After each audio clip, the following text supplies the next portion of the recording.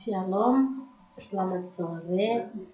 Perkenalkan, nama saya Christine Tania dengan nomor induk mahasiswa 219611102.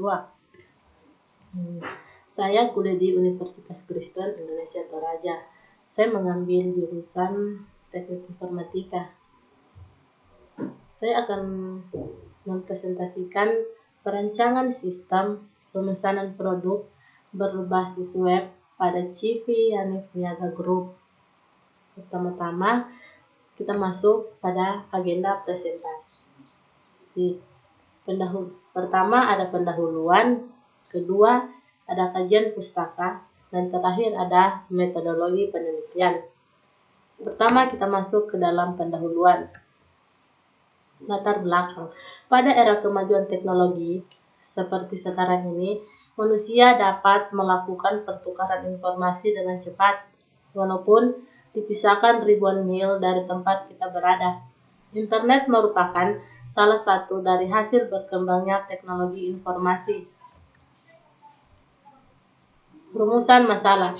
Bagaimana perusahaan dapat memperluas jangkauan pemesanan produk kepada konsumen melalui peningkatan layanan pemesanan produk berbasis web. Batasan masalah. Memperhatikan begitu luasnya masalah yang berhubungan dengan pemesanan produk berbasis website. Penyusunan membatasi pembahasan penelitian ini mengenai sistem pelayanan pemesanan melalui pembayaran secara cash. Yang berikutnya, di sini ada tujuan untuk menganalisa dan membuat aplikasi sistem pemasaran produk pada CV Hanif Niaga Group berbasis web yang dapat menyajikan informasi yang dibutuhkan oleh konsumen. Manfaat penelitian bagi penulis untuk memenuhi salah satu syarat dalam memperoleh gelar strata 1 Fakultas Teknik Program Studi Teknik Informatika Universitas Kristen Indonesia Toraja. Manfaat penelitian bagi perusahaan yaitu dengan penelitian yang dilakukan perusahaan memperoleh aplikasi yang menguntungkan perusahaan dalam hal pemesanan produk. Kita masuk dalam agenda yang kedua, yaitu kajian pustaka. Di dalam kajian pustaka ada sistem dan internet. Pertama, sistem merupakan kumpulan dari elemen-elemen atau komponen-komponen yang merupakan definisi yang lebih luas dan lebih banyak diterima, di mana komponen-komponen tersebut tidak dapat berdiri sendiri, semuanya saling berinteraksi dan saling berhubungan membentuk satu kesatuan sehingga sasaran sistem dapat tercapai. Yang kedua, di sini ada internet.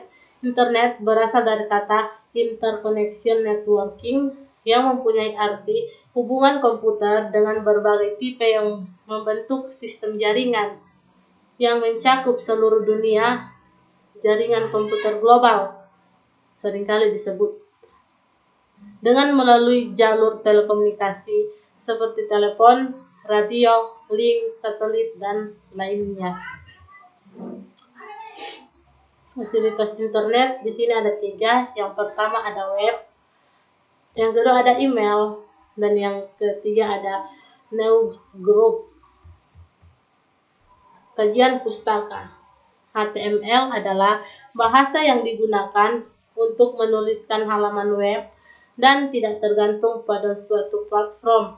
Yang kedua di sini ada PHP, adalah bahasa server side scripting, yaitu bahasa yang berbentuk script yang ditempatkan di dalam server dan diproses di server dapat menyatu dengan HTML. Yang ketiga, MySQL adalah Relation Database Management System atau biasa disebut RDBMS yang didistribusikan secara gratis di bawah lisensi GPL. Dan yang keempat, ada aplikasi berbasis web. www adalah jaringan beribu-ribu komputer yang dikategorikan menjadi 2, yaitu client dan server dengan menggunakan software khusus. kajian. Dan yang kelima ada web browser. Web browser atau biasa disebut browser merupakan suatu program yang dirancang untuk mengambil informasi-informasi dari suatu server komputer pada jaringan internet. Dan yang keenam ada web server.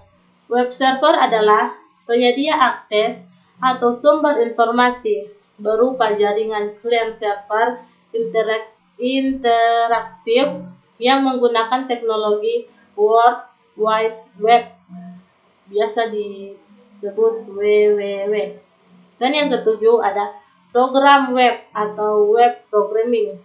Web adalah kumpulan antar hubungan dokumen-dokumen yang berisi suara, gambar, dan teks yang diformat. Di sini ada gambar internet.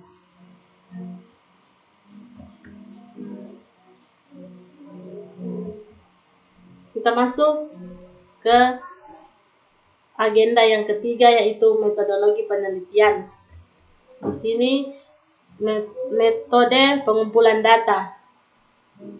Ada studi pustaka, metode observasi, sama interview.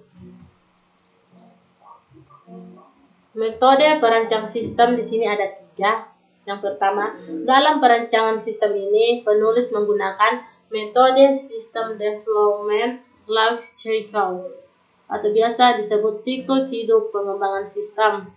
Yang kedua, dalam skripsi ini penulisan memakai metode SDLC Waterfall yang cukup populer dan banyak digunakan. Dan yang ketiga, model ini disebut waterfall karena dikerjakan selangkah demi selangkah seperti air mengalir. Metode perancangan sistem yang pertama ada perencanaan atau planning. Dalam tahap ini ada beberapa perencanaan yang perlu dibuat, antara lain feasibility study, yaitu membuat studi kelayakan untuk sistem yang akan dibuat, seperti membuat kajian mengenai bagaimana proses bisnis akan berjalan dengan aplikasi yang dikembangkan. Yang kedua, alokasi waktu, yaitu membuat alokasi waktu untuk keseluruhan pembuatan sistem, langkah demi langkah, mulai dari perencanaan sampai saat aplikasi go live. Yang ketiga, cakupan atau biasa disebut scope, yaitu menentukan batasan ruang lingkup sistem yang akan dibangun. Dalam kasus ini yaitu aplikasi pemesanan produk berbasis website. Kedua, analisis atau biasa disebut analisis. Dalam tahap analisa aplikasi pemesanan produk berbasis web ini akan diuraikan mengenai pertama, gambaran umum perusahaan, yang kedua, sistem yang sedang berjalan, dan yang ketiga, identifikasi masalah dari workflow sistem berjalan.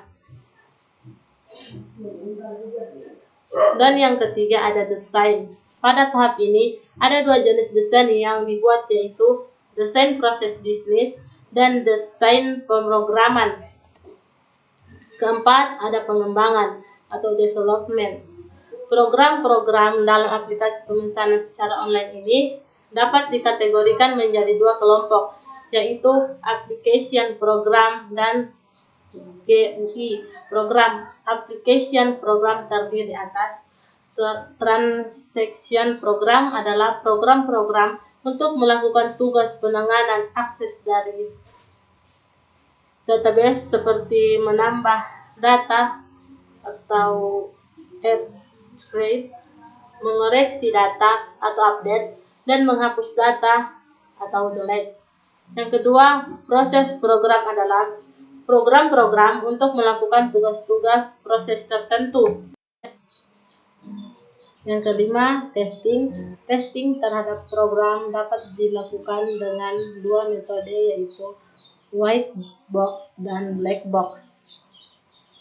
Yang pertama, metode white box melakukan testing dengan melihat kode program dengan cara menjalankan debugging. Dan yang kedua, metode black box dilakukan tanpa melihat source kode program dan dijalankan oleh tester atau user untuk mengamati apakah program telah menerima input, memproses, dan menghasilkan output dengan benar. Yang keenam, implementasi atau implementation.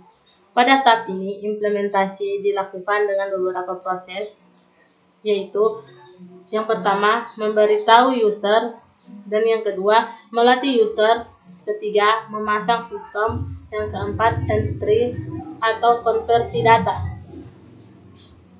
dan yang ketujuh, pengoperasian dan pemeliharaan.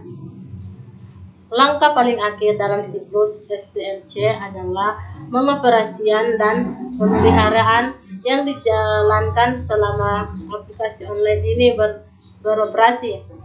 Pekerjaan yang perlu dilakukan oleh seorang administrator terhadap sistem yang ada antara lain, yang pertama, sistem maintenance, kedua, backup dan recovery, dan yang ketiga, data archive, keempat, sistem modification dan enhancement, dan yang terakhir, sistem dan kode review.